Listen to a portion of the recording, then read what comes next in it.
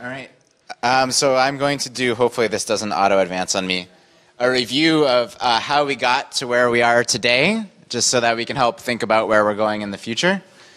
So I'll advance it. So this is the big news this week. The Federal Open Government Directive dropped on December 8th. All of us in the movement have been waiting for it. It upholds these three principles we've already talked about today: transparency, participation, and collaboration, making that happen in the federal government. The big four pieces where we want all the information that government has online, we want it in a quality form, we want to spread a culture of open government, and we want a policy framework for open government. We had this really great webcast the other day when they released it with these two guys. We've got Anish Chopra, the CTO, and Vivek Kundra, the CIO of your country. And this was kind of a welcome to the scene moment, because this got spoofed on The Daily Show with Jon Stewart referring to Anish as the Indian George Clooney, which got some laughs. And he was actually really giggly during this and having a hard time. Yeah, exactly.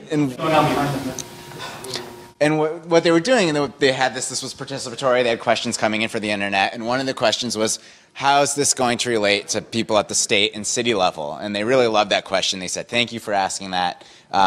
We really want it to trickle down. We're just trying to prove out the concept at the federal level. We want you to do it yourselves. New York, I think, has been one of the most amazing places to be doing stuff. There were already a lot of people working at the federal level who live here, who are operating out of here, people like Open Congress, who have their office down the street, and the Open Planning Project. So back in the spring, I was working on an open government project called for the Independence Year Foundation, and I sold the guy who was running that on the idea of starting a meetup, because we were going to produce an open source software platform, et cetera, et cetera. And I just set up this meetup, put up the web page, put it out there on the lists, and 32 people showed up to the first meetup, like pretty much out of nowhere. And I think that has a lot to do with the rich community that already existed here, but was sort of latent. And so we got even written up in the Observer the first day. Here's the Polish George Clooney, Andrew Roget, who came an hour late to that first meetup and yet still got top billing in the article. This is a later event. We had a couple events before this. This is at a bar in Brooklyn, and we did a workshop on how to build policy collaboratively using wikis and such. This is Mark Elliott from the company that I now work for in Australia, CollabForge. They did the Future Melbourne project. It was a city plan, which was edited collaboratively in a wiki, which is pretty cool. And later that summer, Noel talked about this earlier, him and his team got the Albany to open its doors to an unconference, and so we had Capital Camp. Personal Democracy Forum is probably the biggest conference on technology and politics. There's the Rose Theater at Lincoln Hall. It's got 1,000 people there, and it's not in DC, it's in New York, because Andrew Roget and Mika Sifry, who are advisors to the Sunlight Foundation, live here. And they put it on here in their hometown.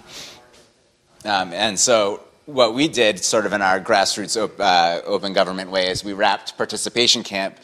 We put that right on the weekend before Personal Democracy Forum at NYU's ITP program, and we tried to make it a little bit more hands-on. So we bought 2,000 ping pong balls and a bunch of glue and invited people to glue them together in funny ways. And we had a bunch of workshops kind of like today.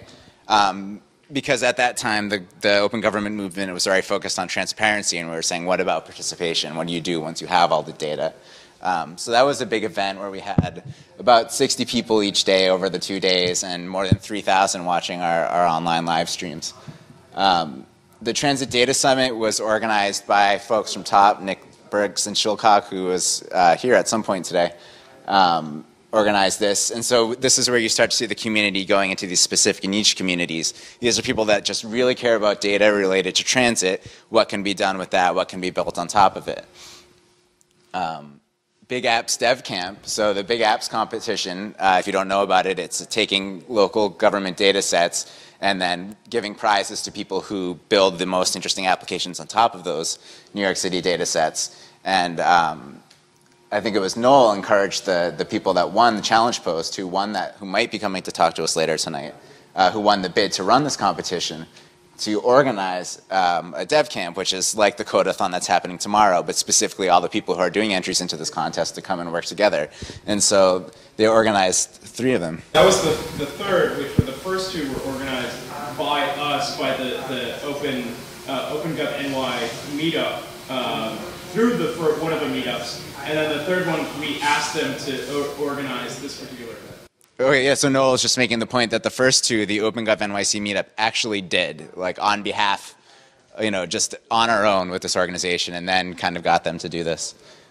Open 311 Dev Camp, so you saw Phil gave his speech about what Open 311 is, so, and you're probably starting to recognize the scenery in most of these pictures that are happening here at top.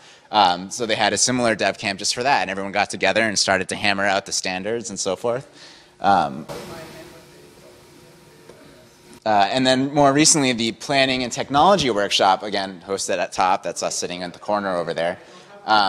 And so just in the case of urban planning, city planning, how can we use technology? And there's like 60 people here on short notice. And it was a really amazing event, and everyone left. And there's been already one follow-up event and lots of blogs and conversation and a mailing list specifically devoted to this intersection of planning and technology.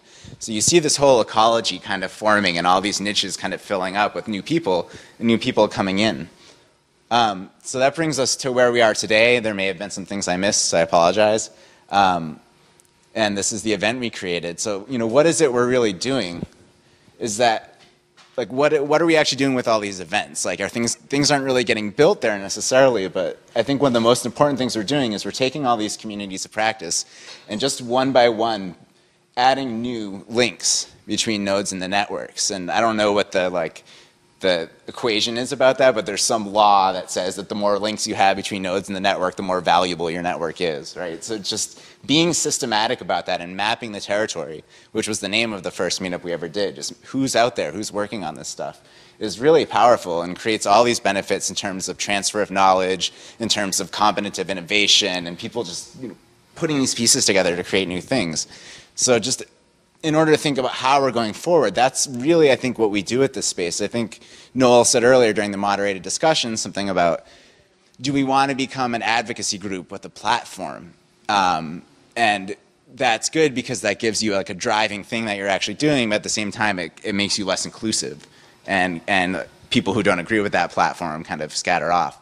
So I want to try to keep this open New York thing to be this inclusive hub kind of environment that we come and play in almost. And so just to give you a little bit more of the thinking, we originally were called OpenGov NYC. That's the meetup group that started. And one of the things in creating this event was to drop Gov from the name, not because we're going to stop focusing on Gov, but I think 2 things happen. One is that some people are just like, government, and the other thing is that it really puts people who work in government in the spotlight, which can be a little bit uncomfortable.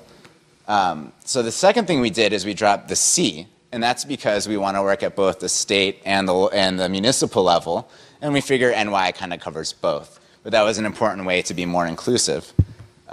So now we're left with OpenNY, and the last thing I think we really did, so this is the logo for the Great American Hackathon, which is sponsored this weekend by the Sunlight Foundation, Sunlight Labs. And there are people hacking on open government data and applications all over the country tomorrow and Sunday. And Top and Phil were already planning to host a node of this hackathon here. And we decided basically just to try to expand it and add a layer of participation for non-technical people, which is one of the goals of this group. And one of the things that happen when you do that is this word hack. Apparently a lot of people who are in politics just won't even attend if they see this word because rightly or wrongly it has very negative connotations, even though cracking I think is the evil thing. So now it's called a codathon. But this specific issue I just think shows a general messaging and kind of inclusiveness that we're trying to get to. We're not quite succeeding is because this is still a pretty tech-focused event. And that's one of the questions I want to work on probably tomorrow is how can we continue to bring in people who aren't fluent in these ideas? So again, that's where we are now. And so one of the things that I want to talk about is like, how do we continue to do this process? How do we iterate and make it better the next time and better the next time? Do we have 1 month off as a planning week and 1 month on as kind of like a big event? Do we do it less often, quarterly? Those are the kinds of questions I want to answer. So this is OpenNY. Oh, wait. And so like this website, which has been rebranded, and we have this nice WordPress blog now, I want it to be the kind of thing that all these different niches, when they have an event, they feel they can filter it up to our blog. And this can be kind of the one-stop shopping for that. Or maybe it won't be, but that's an idea I have for right now. So how do we facilitate this network? How do we grow this ecology and make it stronger and tighter? That's my talk.